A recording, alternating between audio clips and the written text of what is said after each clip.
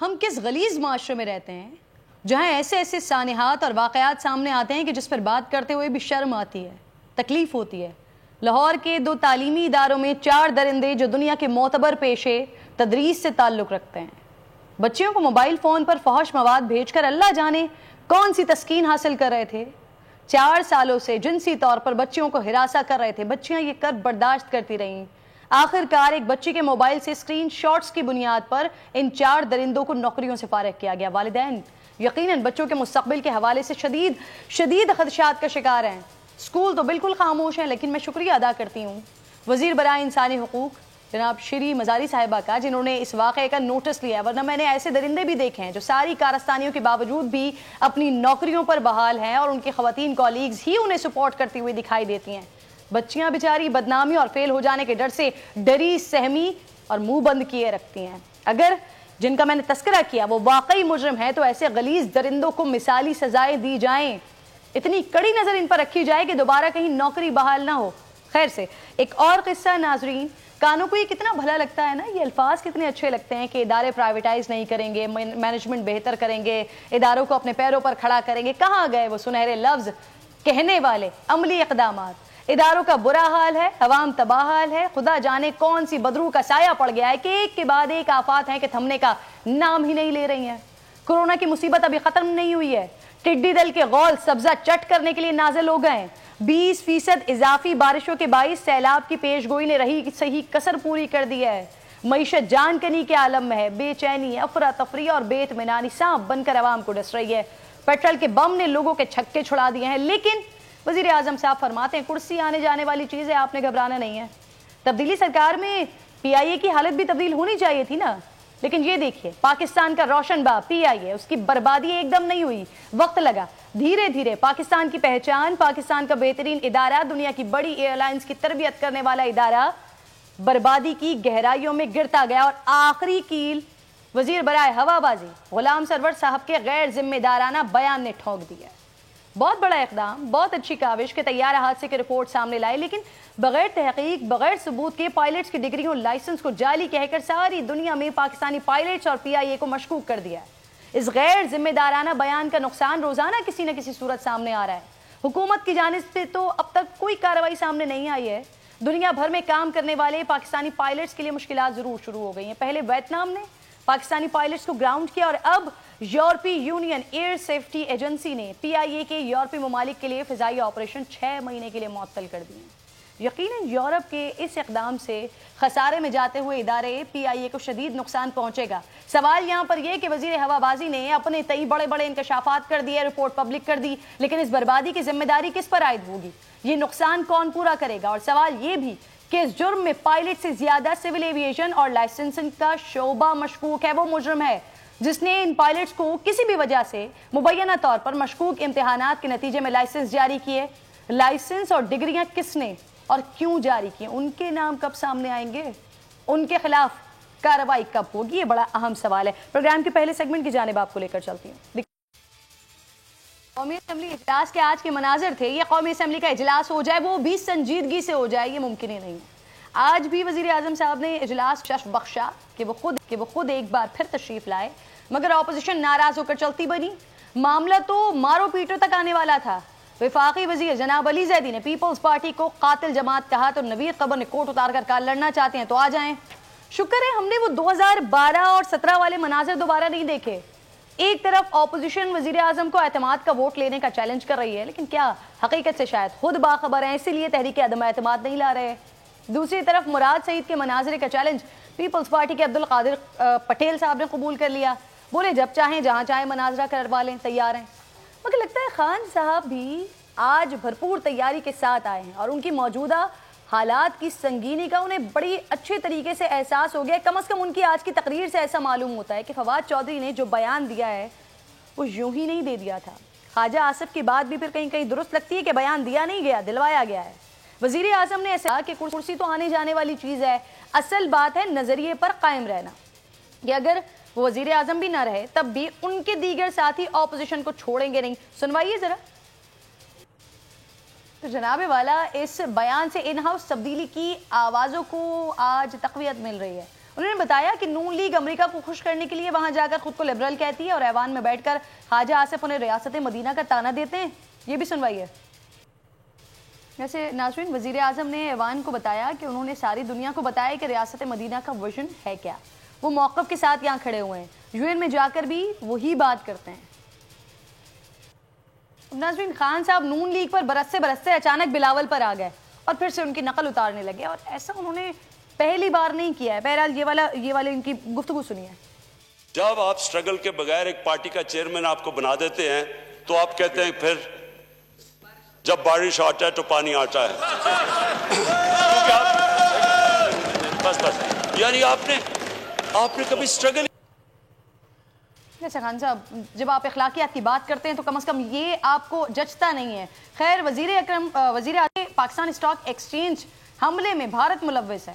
حملے کا منصوبہ ممبئی حملوں کی طرز پر بنایا گیا تھا. پاکستان کو ڈی سٹیبلائز کرنے کے لیے انہوں نے بڑا پلان بنایا ہوا تھا. یہ بہت زیادہ اسلحہ لے کے آئے تھے.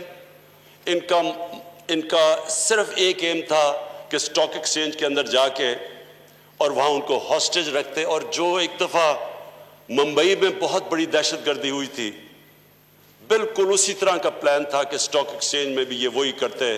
لیکن یہ بہت بڑی ہماری جیت ہوئی ہمارے ملک کی. تو ناظرین خان صاحب نے ان کی حکومت کے فیصلہ کن مرحلے میں داخل ہونے کا اعلان بھی کیا ہے کہ وہ اب مکمل طور پر اداروں میں اصلاحات لائیں گے یا پھر مزید بربادی کے لیے تیار ہو جائیں. یہ بھی سن لیجئے. وہ ایئر لائن تھی جو دنیا کی ہماری زندگی میں دنیا کی ٹاپ ایئر لائن تھی. فخر ہوتا تھا پی آئی اے میں جا کے. تو یہ ایسے نہیں پہنچی ادھر, اس کے اندر باقاعدہ مافیاز بیٹھے ہوئے ہیں. کہنے کا مقصد یہ کہ جیسے ہم چل رہے تھے ویسے اب آگے نہیں چل سکتے. یا ہم ریفارم کریں گے اور یا پھر ہم ایک برے وقت کا سامنا کریں گے. تو اب تیار ہو جائیں. آنے والے دنوں میں ریلوے, پی آئی اے اور پاور سیکٹرز میں کیا تبدیلی لانے جا رہے ہیں یہ وہ نہیں بتا کر گئے. بہرحال اللہ خیر کرے کہ وزیر اعظم صاحب جب جس چیز کی بات کرتے ہیں اس چیز کا کیا ہوتا ہے وہ ہم تمام لوگوں کے سامنے. کول شوزب صاحبہ مجھے پاکستان تحریک انصاف سے جوائن کر چکے ہیں پروگرام میں. میں آپ کو خوش آمدید کہوں گی. کول, آج سے 2 روز پہلے ملاقات ہوئی شائعے میں, وزیر اعظم صاحب بڑے پورا اعتماد تھے, کہہ رہے تھے میرے علاوہ کوئی چوائس ان کے پاس موجود نہیں ہے, عوام کے پاس موجود نہیں ہے. آج -1 پر بھی بات ہو رہی ہے, کرسی پر بھی بات ہو رہی ہے. کیا ہوا ہے؟ کیا فواد چودھری صاحب نے جو بیان دیا تھا اس طرح کی باتوں کو تقویت مل رہی ہے؟ ان باتوں سے کیا ہوا ہے یہ؟ بسم اللہ الرحمن الرحیم. تھینک یو ویری مچ کرن. جتنی باتیں ہوئی تھیں ان کو انہوں نے ختم کر دیا. آج کی تو بحث ہی کمپلیٹ ہو گئی ہے کہ جو اس قسم کی فیوٹائل قسم کی بے تکی بات چیت کر رہے ہیں اس میں سے کچھ نکلنا نہیں ہے. اور اس لیے یہ معاملہ تو میں آئی تھنک اس پہ تو بات کرنا بھی بے تکی ہے کہ جی -1 ہے یا نہیں ہے. پی ٹی آئی کے leader prime minister Imran Khan ہیں اور ہم سب ان کو فالو کرتے ہیں, ان کے ساتھ کھڑے, اور ان کی جو کمانڈ ہے, ان کی جو لیڈرشپ ہے, جو ان کی پرائم منسٹرشپ ہے, اس پہ پورے ہاؤس کو کانفیڈنس ہے ایز شاہ محمود قریشی صاحب مینشنڈ. اور اس سے آگے بات باقی ختم ہوگی. یہ تو بحث ہی دے سکتی ہے. لیکن جہاں آپ نے ابھی بات کی کہ وزیر اعظم صاحب جس چیز کا نوٹس لیتے ہیں تو ہم سب کو پتہ ہے. آئی ڈونٹ نو کہ اب آپ نے اس کو ایک سیٹائریکل طریقے سے کہا ہے یا سیریس کہا ہے, کیونکہ وزیر اعظم ان سب چیزوں کا نوٹس لے رہے ہیں جو آج سے 70 سال پہلے تک ان نوٹس تھیں, اور عوام کو موسٹلی ان باتوں کا پتہ بھی نہیں تھا کہ یہ سسٹمز اور یہ جتنے بھی ہمارے یہاں پہ یہ پروسیجرز ہیں یہ آپریٹ کیسے ہوتے ہیں اور اس میں کس کس کے فائدے ہیں اور کون کون انوالوڈ ہیں. اچھا کول, یہ این آر او کے لیے دباؤ ڈالا جا رہا ہے, میں نہ بھی رہا تو اپوزیشن کو نہیں چھوڑیں گے, یہ کس قسم کی باتیں, اور یہ دباؤ کون ڈال رہا ہے این آر او کے لیے؟ لیکن جی انہوں نے بڑا کلیئرلی اپنی بات میں مینشن کر دیا کہ 7-8 لوگ ہیں, فرنٹ لائنرز ہیں, جن کو آج کل جو کورونا کے پیچھے چھپے ہوئے, اللہ کرے اگر واقعی انہیں کورونا ہوا ہے تو اللہ انہیں صحت دے.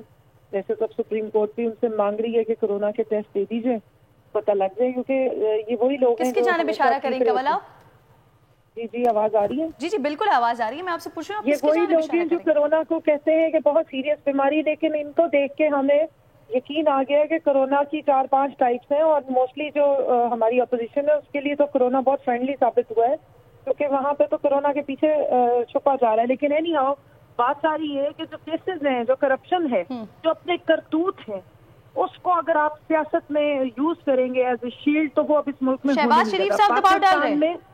کرپشن اور سیاست مسلم لیگ نون دباؤ ڈال رہی ہے؟ جی میں آپ سے پوچھ رہی تھی دباؤ کون ڈال رہا ہے، آپ نے یہ مجھے نہیں بتایا. خان صاحب بھی 7-8 لوگوں کی بات کر رہے ہیں، آپ لوگ بھی 7-8 لوگوں کی بات کر رہے ہیں، لیکن کھل کر سامنے نہیں آ رہا. اپنی طرف سے وہ دباؤ سمجھ رہے ہیں کہ ہم ڈال رہے ہیں، لیکن آگے جو بندہ کھڑا ہوا ہے وہ دبنے والوں میں سے نہیں ہے. اس لیے جتنا مرضی انہوں نے کہا کہ آپ شور مچا لیں، جتنا مرضی آپ سمجھ لیں کہ آپ دباؤ ڈال دیں، اس کا اثر نہیں ہوگا. اور دوسری بات انہوں نے یہ کہی کہ لوگ سمجھتے ہیں کہ شاید ہمارے جو تھن میجورٹی پہ ہم کھڑے ہوئے ہیں، تھن لائن پہ ہم کھڑے ہوئے ہیں، تو ہمارے ایم این اے کو بہلا پھسلا کے یا الیکٹیبلز کو ادھر لے آئیں گے اور حکومت گرا دیں گے. جس قسم کی باتیں ہو رہی ہیں، وہ صورتحال وزیر اعظم نے بیان کی تھی کہ اگر ایسی صورتحال بھی ہوئی تو ہمیں کرسی کی پرواہ نہیں، ہم اپنے نظریے پہ کوئی کمپرومائز نہیں کریں گے، اور جو نظریہ ہمارا ڈے 1 سے ہے اسی پہ ہم سب. اچھا کنول، مجھے یہ تو بتا دیجیے، جو کاف لیگ کی ناراضگی ہے، کیا یہ بھی اسی دباؤ کا حصہ ہے کیا؟ دیکھیے میں اسپیسیفکلی کسی ایک کی بات نہیں کروں گی، لیکن آپ کو معلوم ہوگا کہ جب بھی بجٹ نزدیک ہوتا ہے یا جب بھی کوئی ایسی مگوئیاں سنائی دیتی ہیں، تو ہمارے بہت بڑے بڑے ڈیموکریٹس ہیں جو سامنے بیٹھتے ہیں، جن میں بلاول زرداری صاحب شامل ہیں، جن میں خواجہ آصف صاحب شامل ہیں، جن میں شہباز شریف صاحب شامل ہیں، جنہوں نے بہت عرصہ مل کے جمہوریت کو بچایا. ان کے فون جانے شروع ہو جاتے ہیں اور یہ ان کو مشورہ دیتے ہیں کہ جو یہ ابھی کس مہینے پہلے جمہوریت اصل حالت میں آئی ہے پاکستان میں، اس کی پرواہ مت کرو، گرا دو اس کو. یہ کاف لیگ سے کوئی رابطہ ہوا ہے کیا؟ مسلم لیگ نون کا، بلاول بھٹو کا، کاف لیگ سے کوئی رابطہ ہوا ہے، کوئی بات ہوئی ہے؟ دیکھیں مجھے اسپیسیفکلی نہیں پتا، لیکن ظاہر ہے یہ فون بھی کرتے ہیں، یہ رابطے بھی کرتے ہیں. اور ایک چیز میں آپ کو بتا دوں جی کرن، میں ایک مڈل کلاس سے میرا تعلق ہے اور میرا کوئی بیک گراؤنڈ ایسا ہے نہیں جس نے کہ کوئی کبھی سیاست رہی ہو، لیکن میں آپ کو ایگزیکٹلی بتا سکتی ہوں کہ سیاستدانوں کا روش کیا رہی ہے. کنول، ایک ایم این اے کا، ایک پارٹی رہنما کا اس طرح کی بات کرنا، اندازے لگانا اور بات کرنا، کانکریٹ بات کرنا، دو الگ الگ باتیں ہوتی ہیں، اور آپ کی جانب سے ہم ایکسپیکٹ کرتے ہیں کہ آپ کانکریٹ بات ہی کریں. اس لیے میں آپ سے پوچھ رہی ہوں کہ کیا رابطے کیے گئے ہیں کاف لیگ سے؟ بہت آسان ہے. ایس ڈی جیز کو میں دیکھتی رہی ہوں، ایس ڈی جیز کے نام پہ جس طریقے سے جو ہمارے داماد اعلیٰ صاحب ہیں، صفدر صاحب ہو گئے اور بہت سارے ایم این اے ہیں، ان کو فنڈز دے دیے جائے، ان کو نواز دیا جائے تو کوئی ایم این اے شور نہیں مچائے گا. صرف میرے اور آپ کے ٹیکس کے پیسے ہیں جن کو ہم نے استعمال کیسے کرنا ہے، سنبھال کے کرنا ہے یا ضائع کرنا ہے. تو اب پرانی روایت کے تحت جس طرح اس ملک میں جمہوریت کے نام پہ ایکسپلائٹیشن ہوئی، وہ نہ وزیر اعظم انکریج کر رہے ہیں، نہ ہم میں سے کوئی نظریاتی بندہ چاہتا ہے. اور ہمارے بہت سارے ایم این ایز کو اپنی جو پرانی طریقہ کار تھے اس سے باہر آنا پڑا ہے. سبسکرائب کریں اور بیل دبائیں تاکہ کوئی خبر رہ نہ جائے.